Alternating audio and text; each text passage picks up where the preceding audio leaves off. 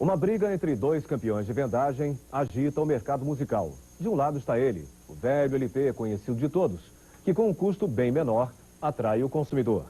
Em outra prateleira, o adversário, o Compact Disc, ou CD, que promete transformar o velho disco preto em peça de museu.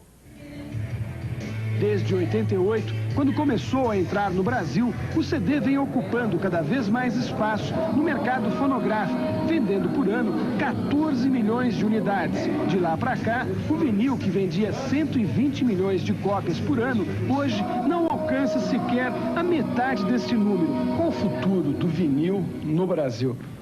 Eu acredito que o vinil no Brasil ainda tem por volta de 5 anos ainda de existência. Isso em função do alto custo do CD, do produto final, e também pela falta de produção que nós ainda temos no Brasil. Por enquanto, o vinil continua liderando o mercado fonográfico, com 60% das vendas. Mas não tem tecnologia suficiente para conter o avanço do disco a laser, que hoje detém 22% do mercado brasileiro. Um pouco atrasada, esta fábrica de vinil, a maior da América Latina, começa a partir do ano que vem a fabricar o CD, aposentando definitivamente estas velhas máquinas de prensa. Elas serão substituídas por sistemas robotizados como este. A fábrica de CD mais parece um laboratório do ano 2000. Esta aqui é a pioneira no mercado brasileiro, produzindo atualmente 12 milhões de discos por ano. Nas lojas, o CD já ocupa os melhores espaços e, pouco a pouco, vai conquistando também o consumidor. O preço nacional está ao nível internacional em mesmos valores, em grandezas, digamos, comparado em dólar. Porém, a incidência de taxas e impostos que nós temos no Brasil são bastante elevadas, comparado com outras lá fora. E isso realmente eleva muito mais os nossos custos. Em alguns países, o LP é um artigo só encontrado nos sebos, uma raridade. Mas no Brasil, o disco de vinil ainda é líder no mercado. 31 milhões de unidades vendidas no ano passado. No centro do Rio, os camelôs do vinil ocupam até as escadarias do Teatro Municipal. Mas há quem diga que o reinado do LP está no fim e não resiste aos encantos da pureza do som dos CDs. Em 89, foram vendidos 2 milhões e 300 mil CDs. Em 90, a venda praticamente dobrou, 4 milhões e 100 mil unidades. O sucesso de vendagem é proporcional à queda nos preços. Em 87, para comprar um CD, o consumidor tinha que desembolsar o valor de 5 LPs. Hoje, um CD nacional não chega a custar 2 LPs. Nos Estados Unidos, no Japão e em vários países da Europa, os CDs já dominam 90% do mercado de som e já deixaram o tradicional disco de vinil com cara de peça de museu. Mas aqui no Brasil, os CDs ainda esbarram com um problema sério, o poder aquisitivo da população. Mas o brasileiro sempre dá um jeitinho. Só aqui no Rio já existem 4 locadoras de CD. Nesta aqui, o cliente tem direito a pagar 4.500 cruzeiros por mês e levar para casa um CD por dia. O dono desta loja colocou todo o estoque de LPs em promoção. Decidiu só vender CDs e videodiscos. O consumidor, que antes só comprava os clássicos, agora está substituindo a coleção de LPs pela pureza do laser. Da MPB ao heavy metal. O CD, hoje em dia, estão reeditando todas as músicas, enfim, que eu ouvi a minha vida inteira, estão sendo reeditados em CD. Aposentando a coleção de vinil? Praticamente, pelo CD. Eu me ri nas coisas boas, né? A tendência do CD é crescer cada vez mais, as vendas têm aumentado, né? E a diferença do LP para o CD é brutal com relação à qualidade, né? A procura do CD é muito maior, né? Em virtude disso, a tendência do LP é morrer. Ninguém sabe ao certo em quanto tempo o CD vai desbancar de vez o LP. Como a tecnologia está sempre mais avançada que a economia, o novo desafio agora para o consumidor é se render não só à fidelidade do som, mas à qualidade da imagem do videodisco.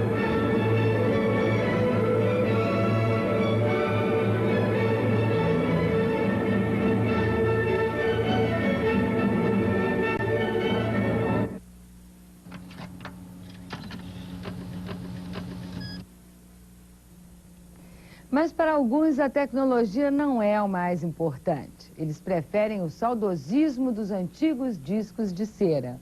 Quem são eles? Os chamados colecionadores. O cearense Miguel Ângelo de Azevedo, mais conhecido como Nirês, coleciona discos de cera há 37 anos. Ele adquiriu a coleção através de compras, trocas e doações. Hoje, Nirês tem 20 mil discos, de 78 rotações por minuto, todos de música popular brasileira. Ele costuma ouvi-los neste gramofone americano do começo do século.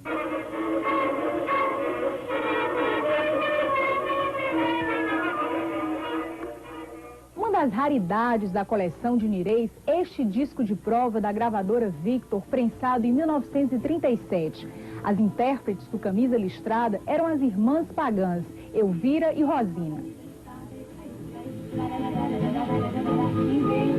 Mas o compositor Assis Valente não gostou dessa interpretação e o disco não foi para o mercado. 4 meses depois, Carmen Miranda gravou a mesma composição e o disco foi um sucesso. O colecionador fez um levantamento de todos os discos de 78 rotações lançados no período de 1902 a 1964. Ele é coautor da obra Discografia Brasileira, publicada em 5 volumes. Nirês conta agora com a ajuda de um computador para catalogar todo o arquivo. Se depender dele, pelo menos os discos de cera vão escapar da morte. Os discos de 78 rotações já estão ultrapassados. O senhor acredita que esse vai ser também o destino dos LPs? Fatalmente. Principalmente porque o CD não tem o chiado. O chiado é o que mais incomoda as pessoas, tanto nos 78 rotações, o chamado disco de cera, como no próprio vinil.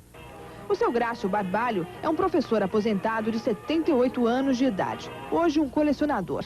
Ele mora em Natal e tem em casa um verdadeiro museu. Um ambiente cercado por revistas do rádio, pôsteres dos cantores da época, muitos livros sobre música e objetos antigos, como essa vitrola de corda. Seu Grácio nos mostra o disco mais importante da coleção. A primeira gravação elétrica feita no Brasil, um Francisco Alves, de 1927.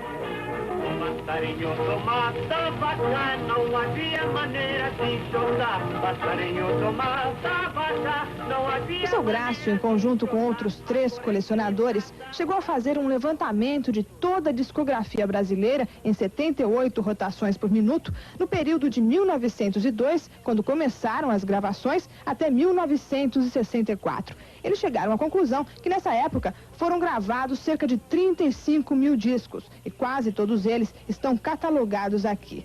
Este trabalho, em 1983, rendeu a esses colecionadores, inclusive ao Sr. Grácio, o prêmio Almirante do Museu da Imagem e do Som do Rio de Janeiro, que considera este um dos melhores trabalhos publicados sobre música popular brasileira.